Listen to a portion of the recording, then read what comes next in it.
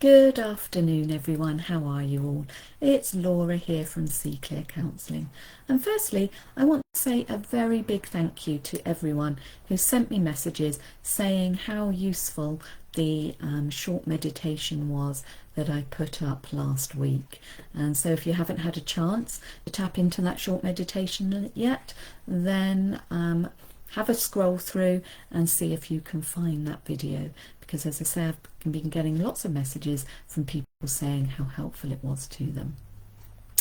So today I thought I would look at some of those what we call either negative thoughts, distorted thoughts, or unhelpful thoughts. They're kind of called all of those names. I tend to call them distorted thoughts because they generally distort the truth. And they're usually very unhelpful to us if they're thoughts that we have on a regular basis. And two of those thoughts have come up quite regularly over the last couple of weeks with my clients, so I thought I would touch on them. The first one is catastrophizing, and that is when we lead ourselves to think about the very worst case situation, the worst case scenario, or the worst case outcome for something that is happening or not happening in our life.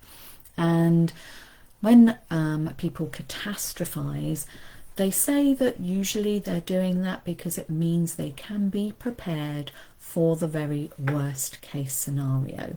And if they're prepared, then they will stop those worst case scenarios happening. There's two things that we discover as we talk about that. The first one is that more often than not, the worst case scenario doesn't happen. So they've been worrying about something for days, weeks, months, sometimes years, and never come across that worst case scenario. So all their worrying is for nothing. And the second one is that when something does happen, that in the moment they probably do something different from all the planning that they did all those days, weeks, months or years beforehand. And so that catastrophizing hasn't really been very helpful to them if something does turn out not as they expected. So catastrophizing uses up a lot of your energy and is usually you wasting that energy because it either doesn't happen or you don't you're not prepared as you thought you were.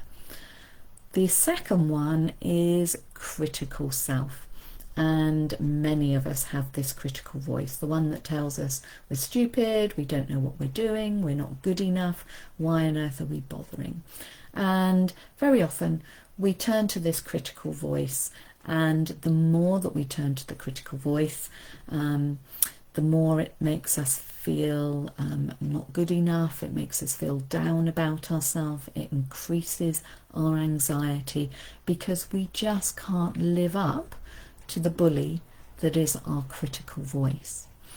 And both counselling and mindfulness help us to move away from that critical voice and help us be more compassionate to ourselves and kinder to ourselves.